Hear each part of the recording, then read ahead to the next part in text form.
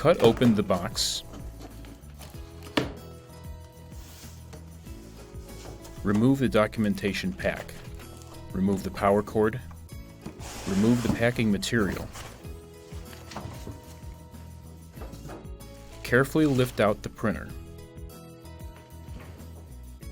Remove the lift straps. Remove the plastic bag. Remove the door shim. Remove the protective film. Open the media door. Remove the tape. Open the printhead. Remove the label used in shipping. Close the printhead. Close the media door. Save all the packing materials.